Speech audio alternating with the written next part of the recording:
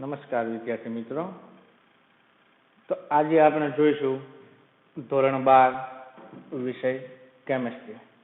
એની અંદર પાઠ 16 રોજિંદા જીવનમાં રસાયણ વિજ્ઞાન.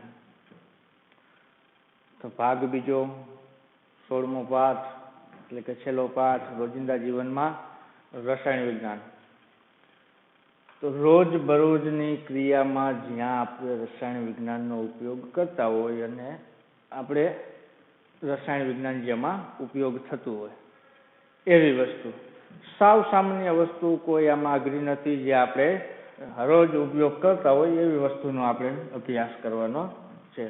તો પહેલા તો સૌથી પ્રથમ કે રોજિંદા જીવનમાં એટલે કે રોજે રોજ આપણા જીવનની અંદર રસાયણ વિજ્ઞાનનો ઉપયોગ કરી છે.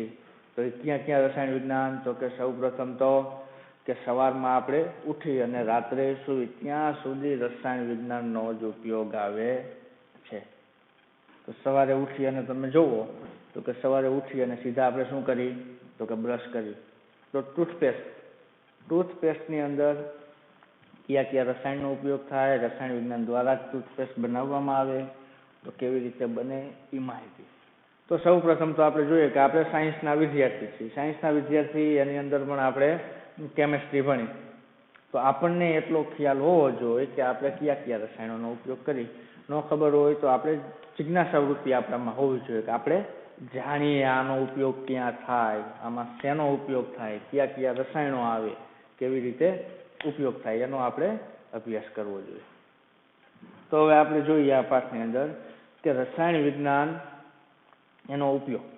તો કે અત્યાર સુધીના રસાયણ વિજ્ઞાનની અંદર આપણે જે રસાયણ વિજ્ઞાન જોયું એમાં આપણે એના પાયાના સિદ્ધાંતો ભણતા હતા. એનો ઉપયોગ આપણે ક્યાંય ભણ્યા નથી. આવે ઉપયોગ કે આ વસ્તુનો અહીંયા ઉપયોગ થાય એ જોતા હતા. તો હવે એમાંથી આગળ કે એનો અનુભવ, તો અનુભવ પણ માનવ જીવનમાં આપણે આ પાઠની અંદર આવે એમાંથી આપણે એનો અનુભવ પણ કરેલો હોય, પણ આપણને ખબર હોતી નથી કે આ રસાયણનો આપણે એમાં અનુભવ કરેલો છે. ઘણી બધી જગ્યાએ આપણે કરતા જોઈએ.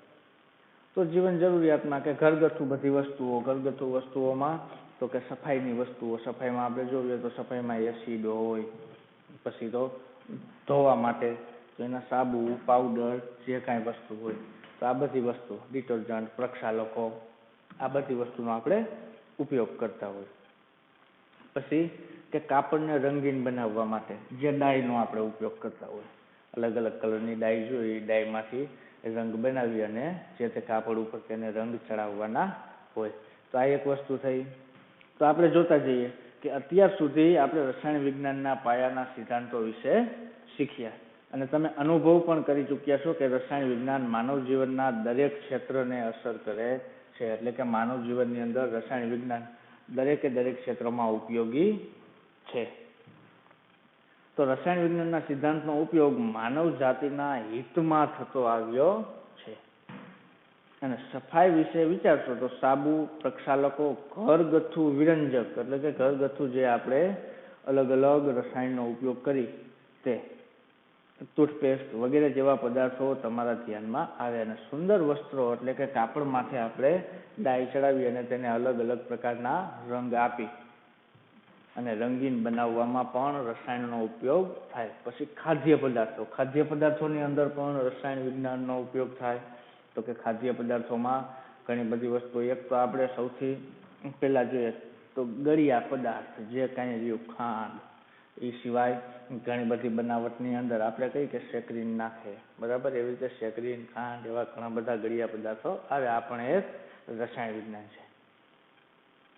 પછી બીમારી વિશે, તો કે બીમારી આપણે બીમાર હોય, દવા લઈ, મેડિસિન, જે કાંઈ દવા આપણે લઈ એ બધી રસાયણ વિજ્ઞાન, કે દવાનો ક્યાં ઉપયોગ થાય, કેવી રીતે થાય એની સામાન્ય સમજ આપણે આ પાઠની અંદર ભણશું. પછી બાંધકામની સામગ્રી હોય, ઇલેક્ટ્રોનિક્સની અંદર પણ રસાયણ વિજ્ઞાન આવે, એમાં પણ રસાયણોનો ઉપયોગ આવે. જેમ કે આપણે જોઈએ કે બેટરી, મોબાઈલની બેટરી હોય કે પછી અન્ય કોઈ બેટરી હોય, એમાં અલગ અલગ પ્રકારના રસાયણો આવે. મોબાઈલની બેટરી હોય તો લિથિયમની બનેલી આવે, એવી રીતે ઘણા બધા અલગ અલગ પ્રકારના, બરાબર, એવા તત્વોની બનેલી આવે. તો આપણે આ પાઠની અંદર સફાઈ કરતા પદાર્થો, ખાદ્ય પદાર્થો અને ઔષધો, આ ત્રણ વસ્તુનો આપણે અભ્યાસ કરવાનો છે. તો ક્યાં તો કે ઔષધો, સફાઈ કરતા પદાર્થો અને ખાદ્ય પદાર્થો, આ ત્રણ વસ્તુના રસાયણો વિશે આપણે સામાન્ય સમજ આ પાઠની અંદર જોવાની છે. તો એમાં સૌ પ્રથમ ઔષધો. ઔષધો એટલે શું? તો કે દવાઓ. તો દવાઓનો ઉપયોગ ક્યાં થાય, કઈ કઈ દવાનો કેવી કેવી બીમારીમાં ઉપયોગ થાય, એના સામાન્ય નામ, અને કેવી રીતે દવાનો ઉપયોગ શરીરની અંદર થાય એની ક્રિયાવિધિ આખી આપણે છે એ જોવાની છે. તો સૌ પ્રથમ કે ઔષધ એટલે શું અને તેનું વર્ગીકરણ. તો ઔષધ એટલે શું? તો કે નીચા આણ્વીય દળવાળા રસાયણો. નીચા આણ્વીય દળવાળા રસાયણો એટલે કેટલા? કે અમુક રસાયણોનો એને ભાગ પાડ્યો જે નીચા આણ્વીય દળવાળા હોય. નીચા આણ્વીય દળ એટલે કે 100 થી નીચેના ઔષધો.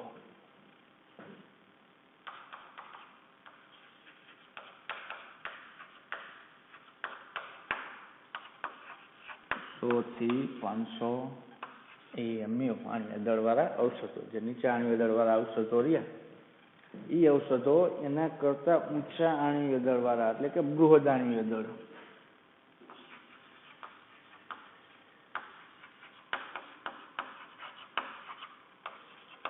બૃહદ આણ્વીય દળ ધરાવતા શારીરિક જે જૈવિક અણુઓ રહ્યા, એ જૈવિક અણુઓ સાથે શું કરે? પ્રક્રિયા કરે. બૃહદ આણ્વીય દળ ધરાવતા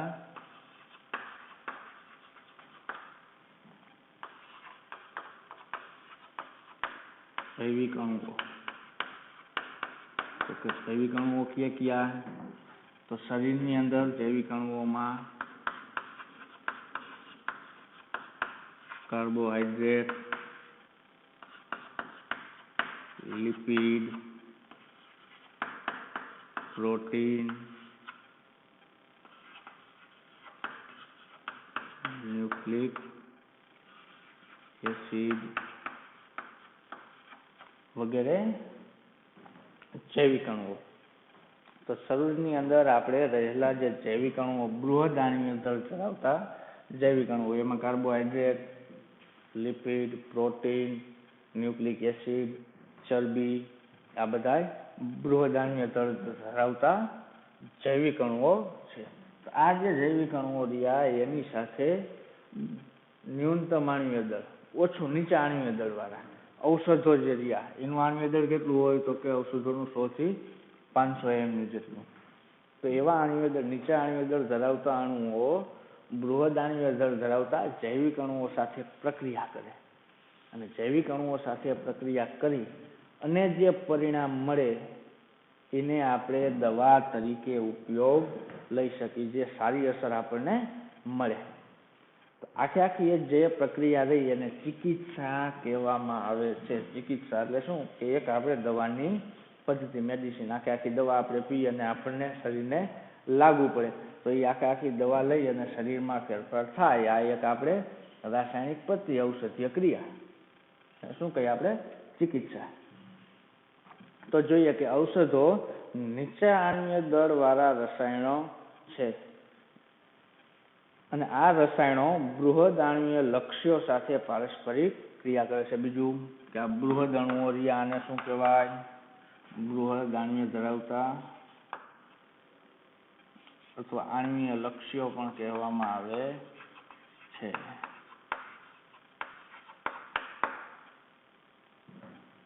શું કહેવામાં આવે છે? તો કે બૃહદ આણ્વીય એટલે કે જૈવિક અણુઓ જે રહ્યા આણ્વીય લક્ષ્યો સાથે, આ બધા જૈવિક અણુઓ રહ્યા એની સાથે પ્રક્રિયા કરી, પારસ્પરિક એકબીજા સાથે પ્રક્રિયા કરી જૈવિક પ્રતિક્રિયા ઉત્પન્ન કરે છે, એટલે કે સારી ક્રિયા, સામે પ્રતિક્રિયા આપે એ ઉત્પન્ન કરે છે. અને આ જે જૈવિક પ્રક્રિયા આખી થઈ, પ્રતિક્રિયા ઉત્પન્ન થાય, અને ચિકિત્સીય ઉપયોગ હોય ત્યારે જે આ રસાયણો આપણે નીચા આણ્વીય દળ ધરાવતા લીધા, એ રસાયણોને ઔષધ કહેવામાં આવે છે. તો આ ઔષધનો ઉપયોગ દવામાં, જે આપણે કહીએ કે દવા તરીકેનો ઉપયોગ થાય, અને દવા તરીકેનો ઉપયોગ થાય. દવાનું કામ શું? તો કે નિદાન કરવામાં, રોગને અટકાવવામાં અને એનું જે કારણ હોય એને નાશ કરવામાં થાય છે. પરંતુ જો આ દવા વધારે માત્રામાં લેવામાં આવે તો એ ઝેર પણ બની શકે છે, અને ઝેર બની જાય એટલે મનુષ્યનો વિનાશ પણ, એટલે કે મૃત્યુ પણ થઈ શકે છે. આખી જે રસાયણ રહ્યું, આખી પદ્ધતિ રહી, એને રસાયણ ચિકિત્સા પદ્ધતિ કહેવામાં આવે છે. તો હવે તેનું ઔષધોનું વર્ગીકરણ આપણે જોઈએ.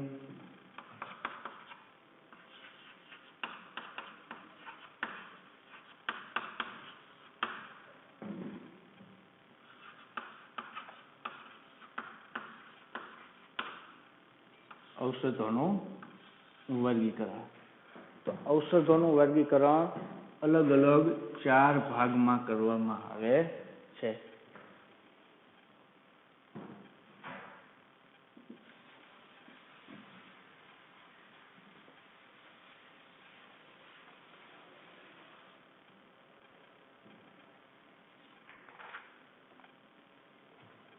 એક કે ઔષધીય અસરના આધારે.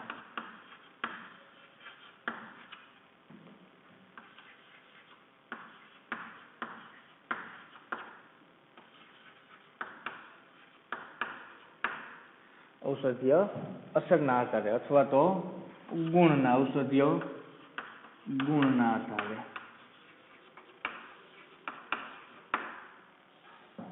પછી બીજું ઔષધીય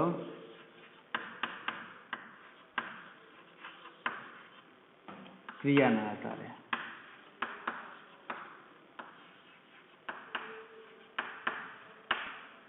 ઔષધીય અસરના આધારે, ઔષધીય ક્રિયાના આધારે. પછી ત્રીજું ઔષધીય અસરના આધારે અથવા તો ગુણના આધારે. પછી ઔષધીય ક્રિયાના આધારે. પછી ત્રીજું કે રાસાયણિક બંધારણના આધારે. રાસાયણિક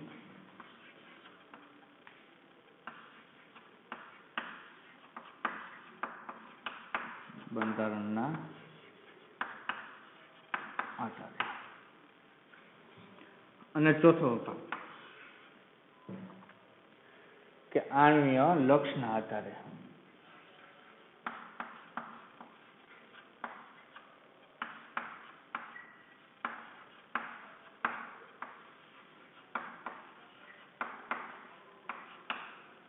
તો 4 ભાગમાં ઔષધોનું વર્ગીકરણ કરવામાં આવે છે. પેલું કયું? તો કે ઔષધીય અસરના આધારે અથવા તો ઔષધીય ગુણના આધારે, કેવી રીતે ઔષધોની અસર થાય એમ. પછી બીજું ઔષધીય ક્રિયાના આધારે, ઔષધ કેવી ક્રિયા દ્વારા, પ્રક્રિયા દ્વારા એનું નિરાકરણ કરે. ત્રીજું રાસાયણિક બંધારણના આધારે, તો કે ઔષધોના રાસાયણિક બંધારણ સરખા હોય, એનો ઉપયોગ કેવી રીતે થાય, તો રાસાયણિક બંધારણના આધારે. અને ચોથું આણ્વીય લક્ષના આધારે, જે આપણે કીધું હતું કે આણ્વીય લક્ષ્યો એટલે શું? તો કે જૈવિક અણુઓ. તો આણ્વીય લક્ષ્યો પહેલા તો આપણે લખી નાખીએ. ક્યાં આણ્વીય લક્ષ્યો?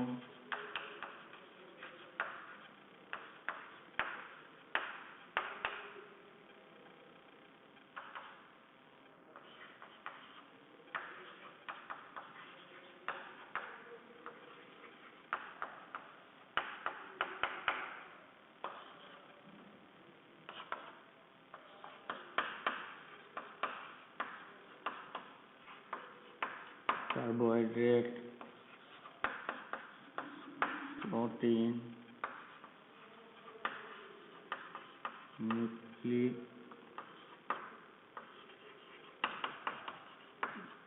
એસિડ, લિપિડ વગેરે જૈવિક અણુઓ તેના આધારે. તો આણ્વીય લક્ષણ, બરાબર. તો આ ઔષધોનું વર્ગીકરણ થયું. ઔષધોનું વર્ગીકરણ મુખ્ય 4 ભાગમાં કરવામાં આવે. એક તો ઔષધીય અસરના આધારે અથવા તો ગુણના આધારે. બીજું ઔષધીય ક્રિયાના આધારે. ત્રીજું રાસાયણિક બંધારણના આધારે. અને ચોથું આણ્વીય લક્ષના આધારે. તો એમાં સૌ પહેલા આપણે જોઈએ પેલો ભાગ કે ઔષધીય અસરના આધારે અથવા તો ગુણના આધારે.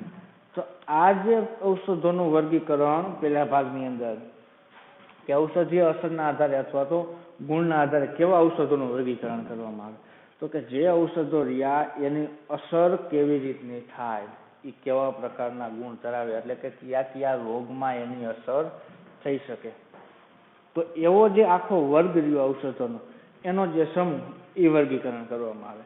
તો આ જે સમૂહ દ્વારા એક વર્ગીકરણ અલગ કર્યું કે આવી રીતે ઔષધોને અલગ અલગ કર્યા, તો આ જે અસરના કારણે જે આવે, તો આનો ઉપયોગ ડોક્ટરોને ઔષધીય વર્ગીકરણ થયું કે અસરના કારણે આ થાય, બરાબર, એમાં આવા આવા ઔષધો આવે, તો એના કારણે અલગ પાડવામાં આવ્યા, એટલે ડોક્ટરોને સરળતા પડી. તો સૌથી પહેલું વર્ગીકરણ રહ્યું કે ઔષધીય અસરના કારણે ડોક્ટરો માટે ખાસ ઉપયોગી વસ્તુ છે. તો આપણે જોઈએ કે ઔષધીય અસરના આધારે વર્ગીકરણ. તો આ વર્ગીકરણ ઔષધોની અસરના આધારે થાય છે. તો કે ઔષધ કેવી અસર કરે તેના આધારે ઔષધોનું વર્ગીકરણ કરવામાં આવ્યું.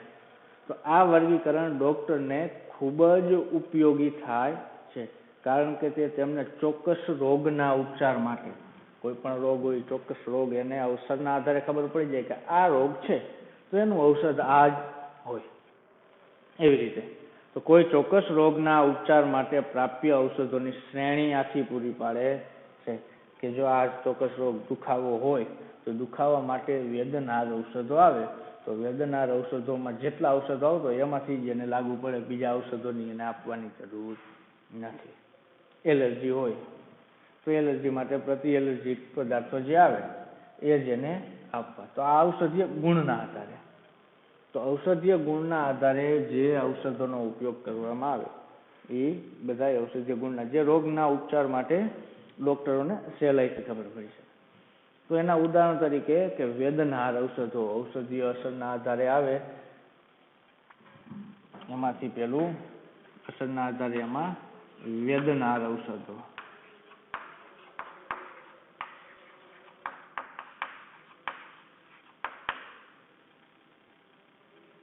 અને બીજું કે જીવાણુનાશી અને સંક્રમણ. તો કે જીવાણુનાશી ઔષધો,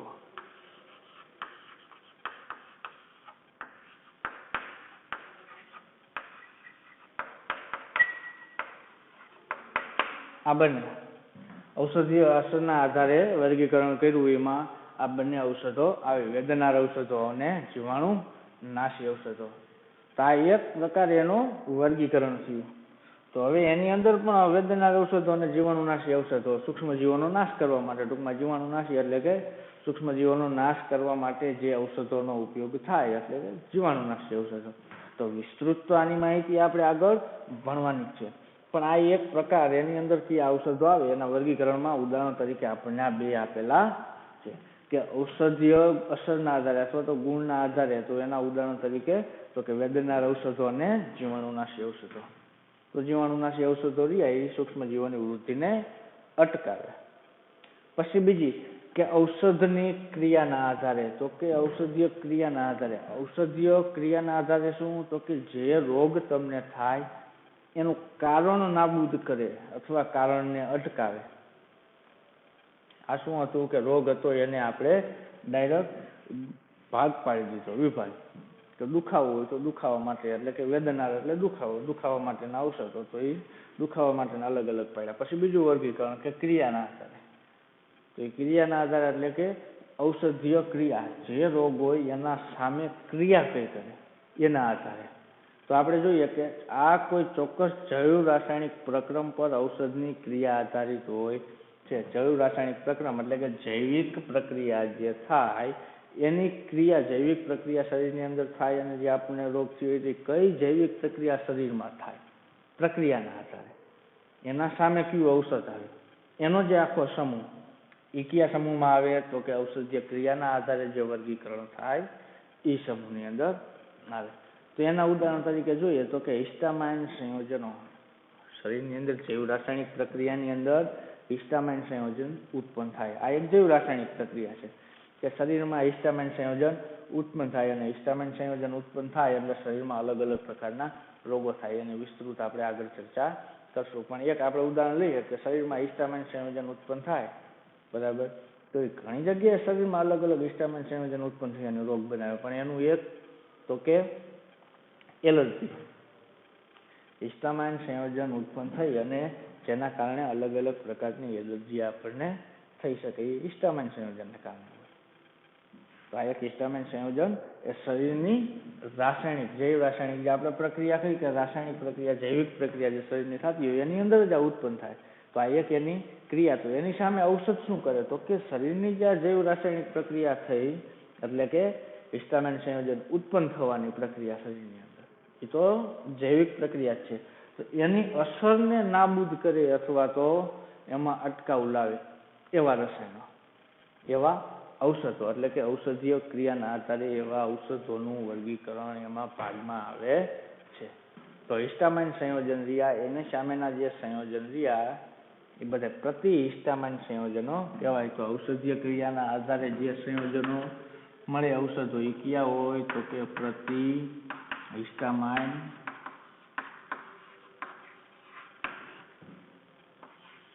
ઔષધો અથવા તો સંયોજનો.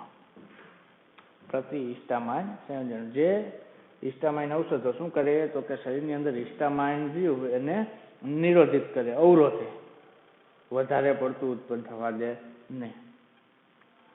તો આવા જે સંયોજનો હોય અથવા તો હિસ્ટામાઇન સંયોજનની ક્રિયાઓને રોકી શકે આ બધાને પ્રતિ હિસ્ટામાઇન ઔષધો અથવા તો સંયોજનો કહેવાય. તો આવા પ્રકારના રહ્યા એ કયા ઔષધીય વર્ગીકરણમાં આવે તો કે ઔષધીય ક્રિયાના આધારે. એના પછી રાસાયણિક બંધારણના આધારે ત્રીજું કે રાસાયણિક બંધારણના આધારે ભાગ તો કે જે ઔષધો રહ્યા જે દવા બને એ ઔષધોનું બંધારણ એક સરખા બંધારણની શ્રેણી હોય એવા બધાય ઔષધો. બંધારણના આધારે એનું વર્ગીકરણ કરવામાં આવ્યું કે બધાના બંધારણ સરખા તો સામેના રોગમાં એ સરખા પ્રકારના નજીકના રોગમાં એ ઉપયોગમાં આવે એવા સંયોજનો. તો જોઈએ કે આ પ્રકારના ઔષધોના રાસાયણિક બંધારણ પર આધારિત હોય છે. એટલે કે રાસાયણિક બંધારણના આધારે જે ઔષધ હોય એનો આધાર કોની ઉપર હોય તો કે રાસાયણિક જે ઔષધ રહ્યા એનું બંધારણ રાસાયણિક બંધારણના આધારે એનું વર્ગીકરણ કરવામાં આવે. તો કે સમાન બંધારણીય લક્ષણો અને મોટા ભાગે સમાન ઔષધીય સક્રિયતા. સમાન બંધારણીય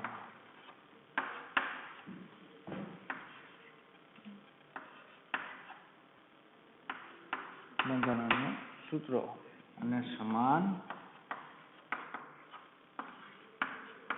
સક્રિયતા.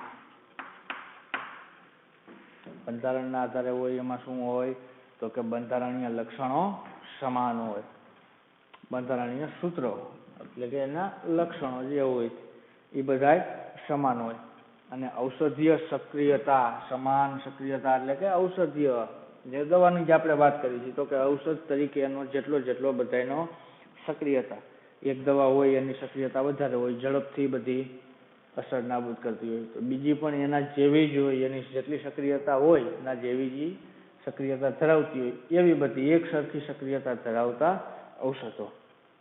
તો એનું વર્ગીકરણ એક અલગ પ્રકારે કરવામાં આવ્યું. તો એને કેવું કીધું તો કે રાસાયણિક બંધારણના આધારે તેનું વર્ગીકરણ. એના પછી બીજું કે એ રાસાયણિક બંધારણના આધારે જે કરવામાં આવ્યું એનું ઉદાહરણ આપણે જોઈએ તો કે સલ્ફોનેમાઇડ સંયોજનો. સલ્ફોનેમાઇડ સંયોજનો બધા રહ્યા સલ્ફોનેમાઇડ સંયોજન એના બંધારણના આધારે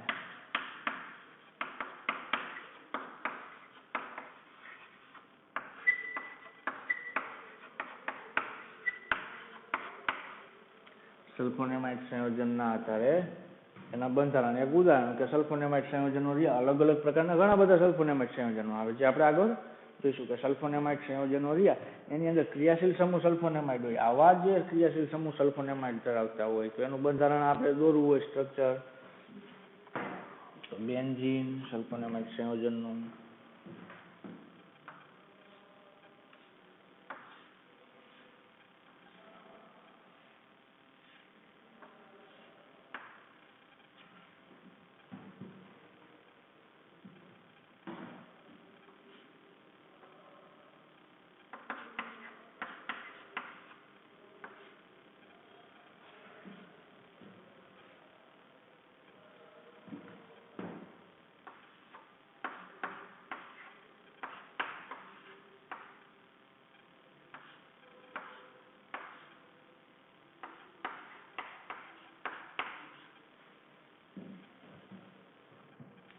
આ સલ્ફોનેમાઇડ સંયોજનનું બંધારણ.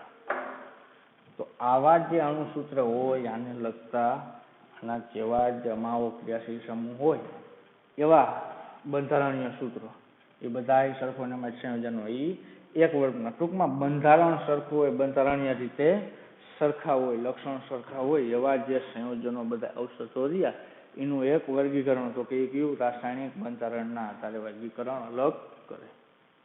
એના પછી કે આણ્વીય લક્ષના આધારે. આણ્વીય લક્ષના આધારે એટલે કે જે આપણે જોઈએ આણ્વીય લક્ષ્યો કાર્બોહાઈડ્રેટ, પ્રોટીન, ન્યુક્લિક એસિડ અને લિપિડ. તો આણ્વીય લક્ષ્યોના આધારે જે ઔષધો રહ્યા એ આણ્વીય લક્ષ્ય સાથે એકબીજા સાથે પ્રતિક્રિયા કરી અને સરખી અસર દર્શાવતા હોય એવા સંયોજનો. કોઈ પણ ઔષધ, આપણે એક ઔષધ લીધું એને આપણે જોઈએ કે પ્રોટીન સાથે પ્રતિક્રિયા અને શરીરની અંદર જે ફાયદો કરતું હોય, બીજા રોગને નાશ કરતું હોય એ જેવી અસર કરે એવું ને એવું બીજું ઔષધ લેવાનું, એને પણ પ્રોટીન સાથે લ્યો અને એ જો ઓલા જેવી જ અસર નાબૂદ કરતું હોય એટલે કે ઔષધની ક્રિયા, લક્ષ્ય સાથેની ક્રિયા, આણ્વીય લક્ષ્યો સાથેની ક્રિયા સમાન હોય એવા ઔષધો એનું એક અલગ જૂથ. તો કે આણ્વીય લક્ષના આધારે એનું વર્ગીકરણ કર્યું કહેવાય. તો જોઈએ કે સામાન્ય રીતે ઔષધો જેવા કે કાર્બોહાઈડ્રેટ, લિપિડ, પ્રોટીન અને ન્યુક્લિક એસિડ સાથે પારસ્પરિક ક્રિયા કરે છે. તો કે ઔષધો તો જૈવિક અણુઓ સાથે ક્રિયા કરે અને ઔષધો જૈવિક અણુઓ સાથે ક્રિયા કરે પછી જે આગળ પ્રતિક્રિયા આપે છે. અને આ જે જૈવિક અણુઓને લક્ષ્ય અથવા ઔષધ લક્ષ્યો કહેવામાં આવે છે. આને શું કહેવાય? લક્ષ્ય અથવા ઔષધ લક્ષ્યો. જે જૈવિક અણુઓ રહ્યા, ટૂંકમાં આપણે કીધું કે જૈવિક અણુઓ, જૈવિક આણ્વીય લક્ષ્યો અથવા તો જૈવિક અણુઓ અથવા ઔષધ લક્ષ્યો, ઔષધનું એક લક્ષ્ય. અને સમાન બંધારણીય લક્ષણો ધરાવતા ઔષધોની લક્ષ્યો પરની ક્રિયાવિધિ એટલે કે સમાન બંધારણીય લક્ષણો ધરાવતા ઔષધો. જે બંધારણના આધારે આપણે જોયું એમાં આપણને ખબર પડી કે બંધારણ સમાન હોય એવા ઔષધો એટલે કે એક જ શ્રેણીના ઔષધો રહ્યા એ સામે લક્ષ્યો સાથે પ્રક્રિયા કરી અને કેવી પ્રક્રિયા કરી અને ક્રિયાવિધિ સમાન હોય, પ્રક્રિયા થવાની ક્રિયાવિધિ આ ક્યાંથી હોય ક્રિયાવિધિ આગળ આપણે જોઈશું કે ઔષધોની ક્રિયાવિધિ કેવી રીતે થાય, કેવી રીતે ઔષધ આપણા શરીરની અંદર કાર્ય કરે છે. આ ક્રિયાવિધિમાં આગળ આવશે આપણે.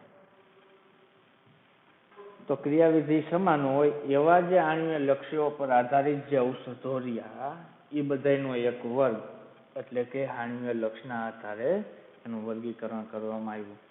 તો જોયું મિત્રો આપણે કે ઔષધોનું વર્ગીકરણ. ઔષધોનું વર્ગીકરણ મુખ્ય 4 ભાગે કરવામાં આવે. પહેલું ઔષધીય અસરના આધારે, બીજું ઔષધીય ક્રિયાના આધારે, ત્રીજું ઔષધ રાસાયણિક બંધારણના આધારે અને ચોથું આણ્વીય લક્ષના આધારે. તો ઔષધીય અસરના આધારે જે ઔષધોનું વર્ગીકરણ કરવામાં આવ્યું અને આનું વર્ગીકરણ રહ્યું એ આ કર્યા પછી ડૉક્ટરોને વધારે સહેલું પડે, કેમ કે કોઈ ચોક્કસ અસર દર્શાવે, ગુણ દર્શાવે એના આધારે એ ચોક્કસ વર્ગની જે ઔષધિઓ હોય એમાં એને ચોક્કસ નિદાન થાય. અને એનું આપણે ઉદાહરણ લીધું. કયા ઉદાહરણ? તો કે વેદનાર ઔષધો અને જીવાણુનાશી ઔષધો.